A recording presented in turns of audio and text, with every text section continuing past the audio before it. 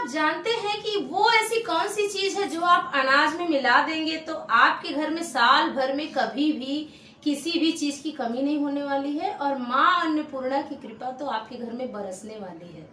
अन्नपूर्णा माँ का जो व्रत है वो 26 नवंबर से चालू हुआ है।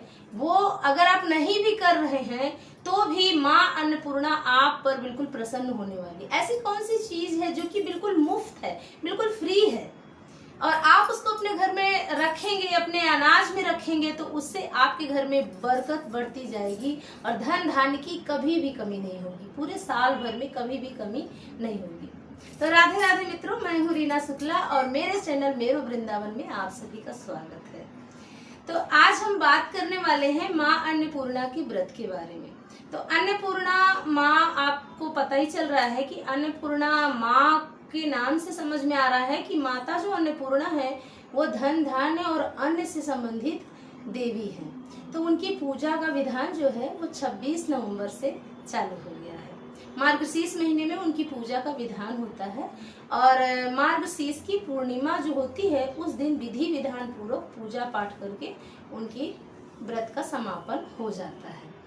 तो व्रत का जो भी नियम है, पूजा है, पाठ है, अगर हम नहीं कर पा रहे हैं, मान लीजिए घर में कोई वर्किंग लेडी है, कहीं बाहर जाना है या फिर छोटे छोटे बच्चे हैं, नहीं हो पा रहा है, ठंड का महीना है, तो फिर हम ऐसा क्या करें कि व्रत ना भी करें तो भी हम अपने घर में उनकी कृपा हमेशा के लिए बना सकते हैं। धन धान्य की हमारे घर में कमी नहीं होगी, माँ अन्नपूर्णा की कृपा हमारे ऊपर बरसती रहेगी।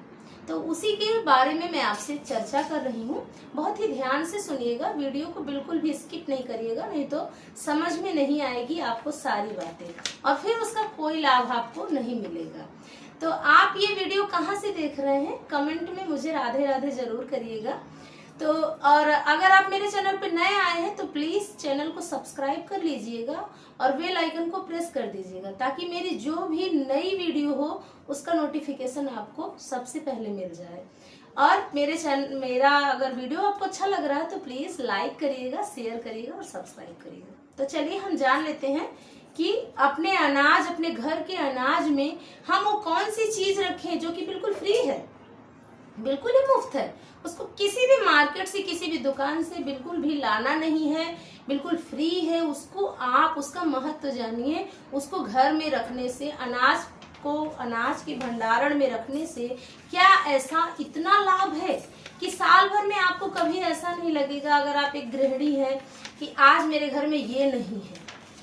वो अगर कोई भी चीज खत्म होने से पहले वो आपके घर में उपस्थित हो जाएगी। वो चाहे दाल हो, चावल हो, शक्कर हो, गेहूं हो, आटा हो, कोई भी चीज मैं आपसे बता सकती हूँ। बिल्कुल आप मेरी बात भरोसे से सुनिएगा, बहुत ध्यान से सुनिएगा। मैं भी एक गृहिणी ही हूँ, इसलिए मैं आपको ये बातें बता रही हूँ। देखिए होता क्या है, जब हम मार्केट से चावल लेके आते हैं तो हम उसे किसी कंटेनर में रखते हैं।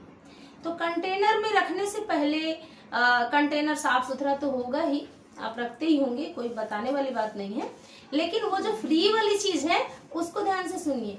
फ्री वाली चीज तुलसी का पत्ता आप नीचे चावल के कंटेनर में रखिए और फिर चावल को उसमें पलट दीजिए।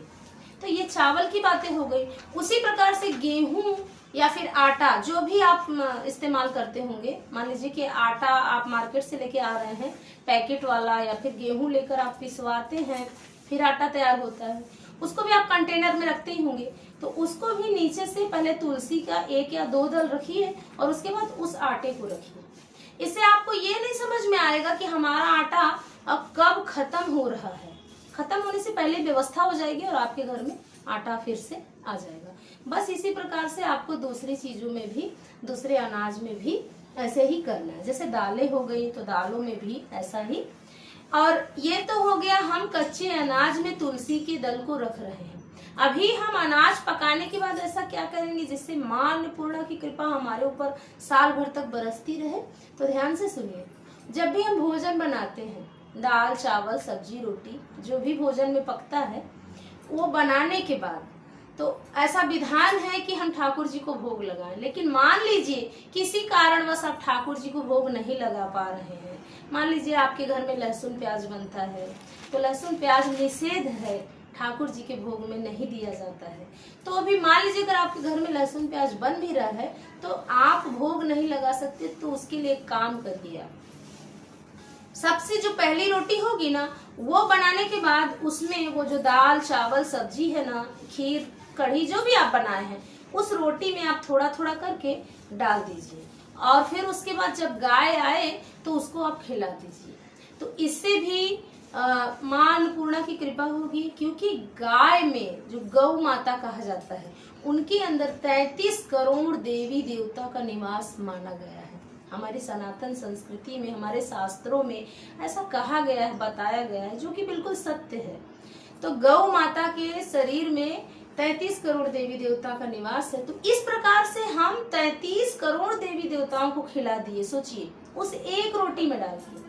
तो अब बताइए क्या अन्नपूर्णा माँ का निवास उनमें नहीं है? है ना, गौ माता में भी। तो मेरी बात बिल्कुल एकदम सत्य, आप समझिए। और ऐसा